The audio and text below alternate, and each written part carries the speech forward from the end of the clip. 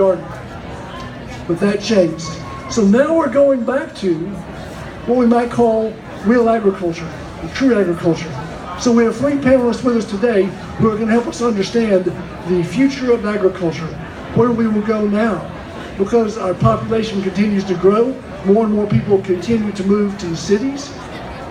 Rural America is in many ways simply emptying out, and these are all challenges that we have to deal with.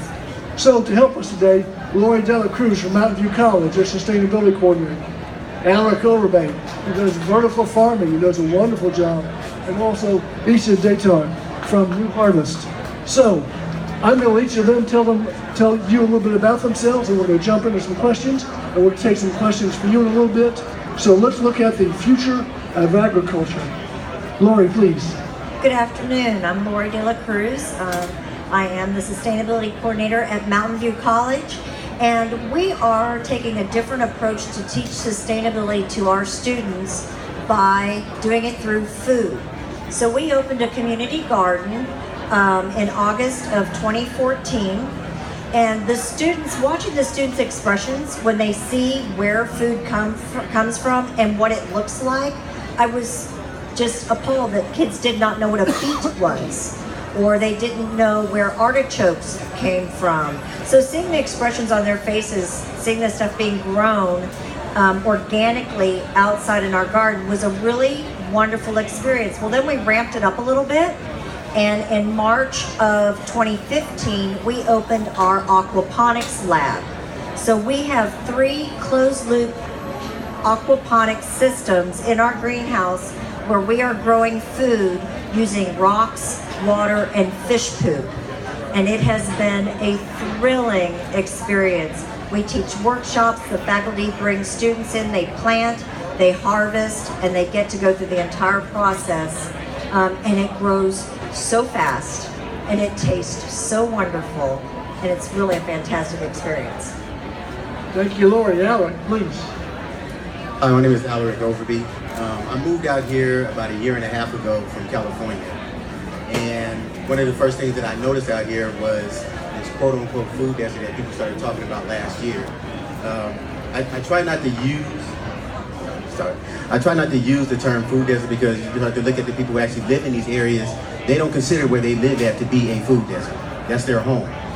And so although they might not have the same resources, it's really about giving them the same type of opportunity that everybody else has as far as when they have access to fresh produce.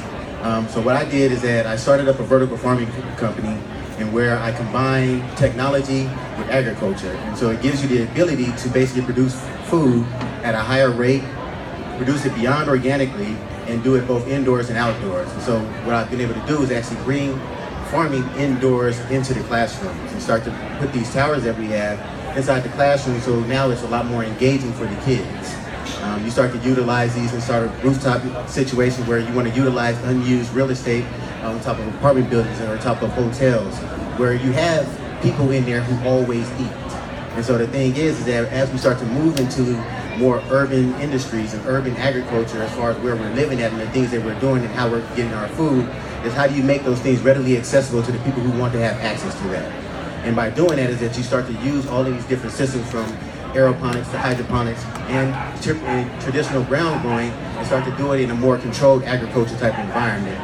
So that's what I've been looking to do. That's kind of like the experience that I've had out here, and watching, like you were saying about the kids, how they're engaged with understanding where their food comes from. They're the ones who should be our focus, because what are we leaving them today? If we all left today, how would these kids today know how to basically feed themselves?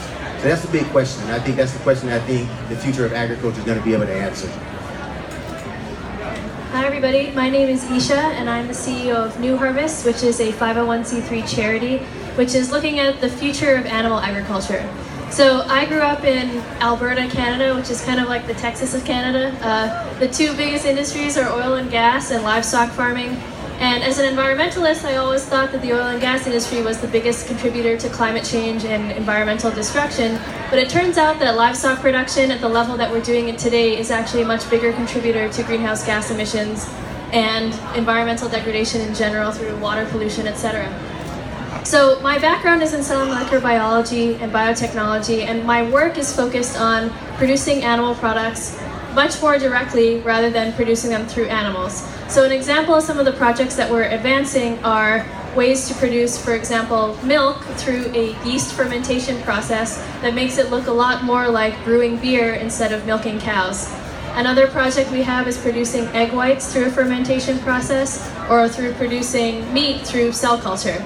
It may sound very advanced in science fiction to you, and it is. I mean, we're looking at stuff that might happen 10, 20 years into the future, but this is research that is very important to be doing today, especially when we put ourselves in scenarios where our current system is very dangerous. So for example, last year there was an avian flu that killed 50 million chickens in the United States.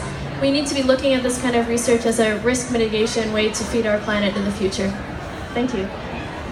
Let's jump into some questions. Now, Isha, does this mean that you might be able to look at a food source, look at an area in the world where there's a crisis, for example, an earthquake or a tsunami that wipes out whole crops? Is this something that you could adapt to situations to help communities be more resilient in providing food for their populations? I think so. I think this is a way for us to actually make animal production local again. I mean, people are moving more and more to cities, which means that they're very out of touch with where their food comes from.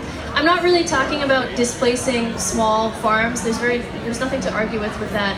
I'm talking about, the monopolization of where animals come from, and instead getting people engaged with where their animal products come from again.